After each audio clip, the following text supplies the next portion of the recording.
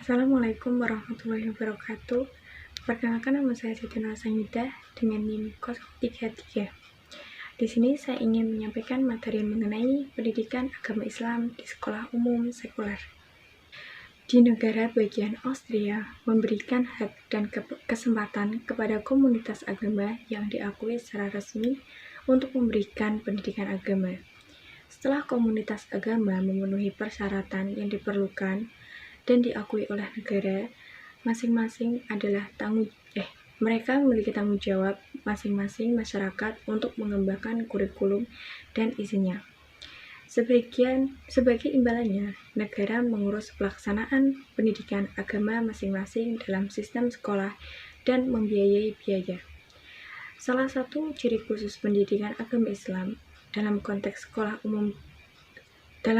sekolah umum sekuler adalah dilaksanakan dalam dialog dengan masyarakat dan politik yang lebih luas. Sehubungan dengan itu, J. Habermas membicarakan tentang penerjemahan keyakinan agama ke dalam bahasa sekuler dan sebaliknya. Hal ini juga memungkinkan Muslim dan non-Muslim untuk belajar tentang keyakinan dan pandangan agama, budaya, dan ideologi yang beragama dari sesama manusia. Di sini ada juga asal mula pendidikan agama Islam di Austria. Pada tahun 1970-an, umat Islam di Austria mulai mengorganisir diri sebagai komunitas agama dan mendirikan komunitas agama Islam di Austria, yang didirikan dengan tujuan khusus untuk memberikan pendidikan agama Islam di sekolah-sekolah umum.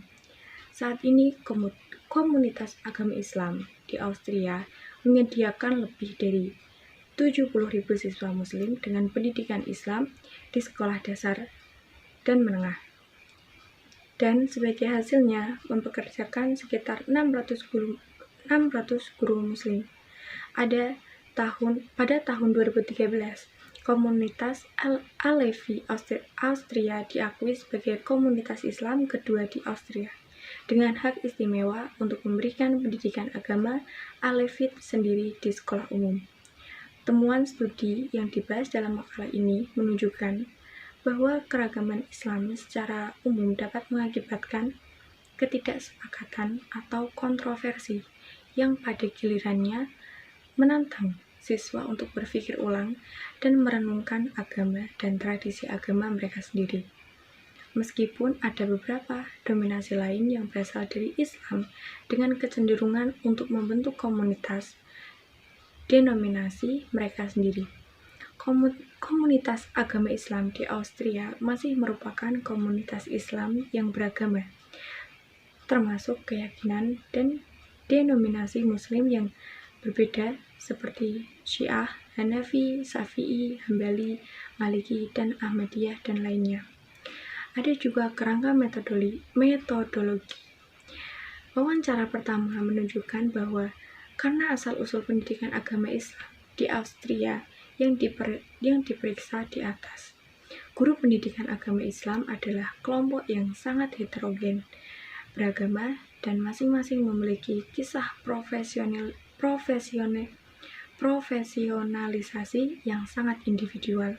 Oleh karena itu, pengalaman kerja, pelatihan, dan pendidikan para peserta, serta sosialisasi atau keagamaan dan latar belakang mereka memiliki relevansi teoritis.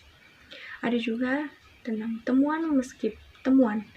Meskipun kurikulum pendidikan agama Islam di Austria tidak secara eksplisit membahas keragaman dalam hal keselamatan agama lain atau topik kontroversial umum seperti evolusi dan homoseksualitas, dan juga tidak buku pelajaran saat ini dalam seri buku sekolah Islam Stud.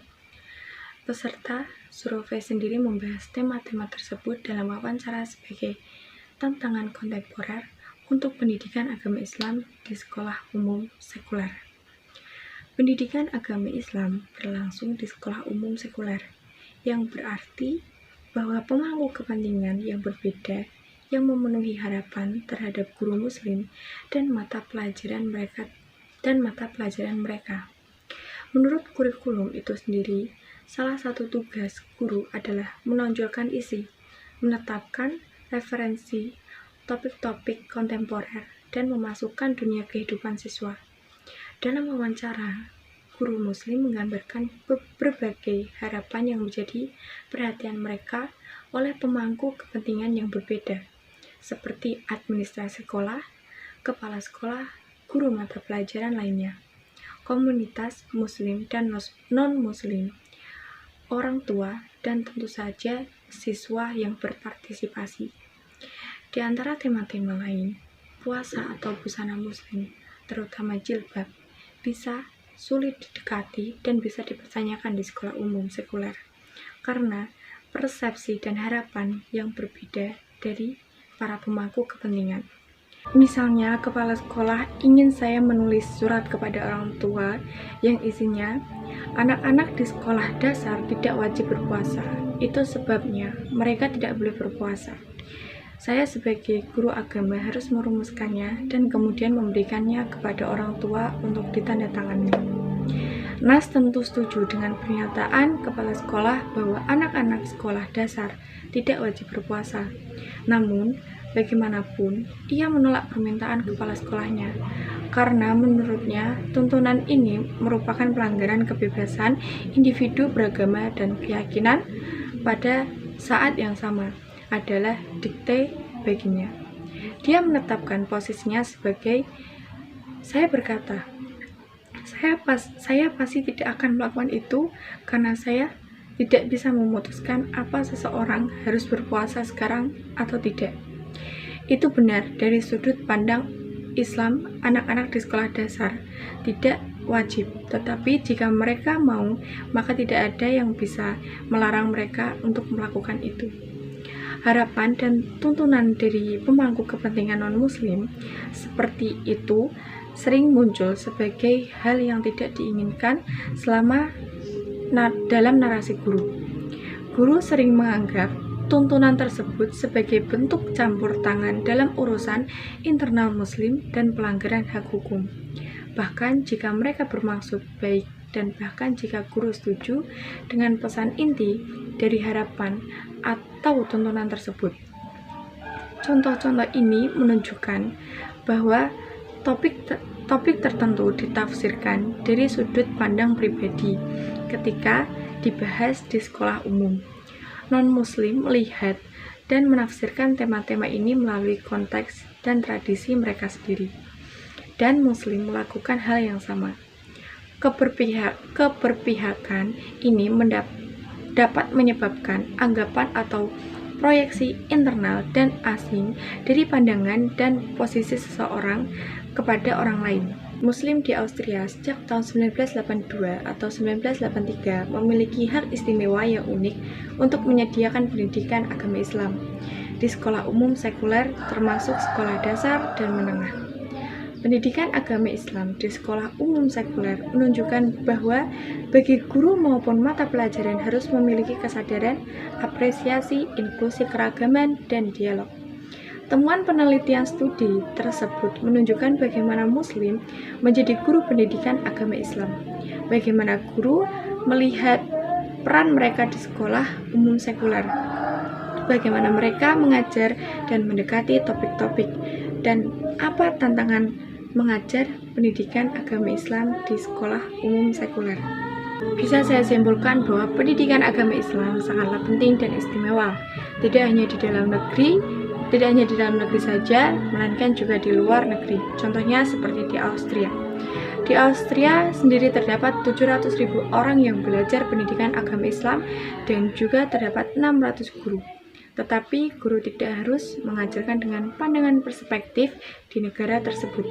Di sini kita harus belajar menyikapi keragaman dan topik kontroversial dan terutama penanaman dan pelatihan sikap yang menerima keragaman, ketidaksepakatan, dan kontroversial. Memerlukan pendekatan holistik yang mencakup semua bidang pendidikan. Guru Muslim juga perlu dipersiapkan dan dilatih untuk mendekati topik kontroversial secara umum dan untuk mengajarkan kontroversial secara khusus. Cukup sekian materi yang saya sampaikan. Assalamualaikum warahmatullahi wabarakatuh.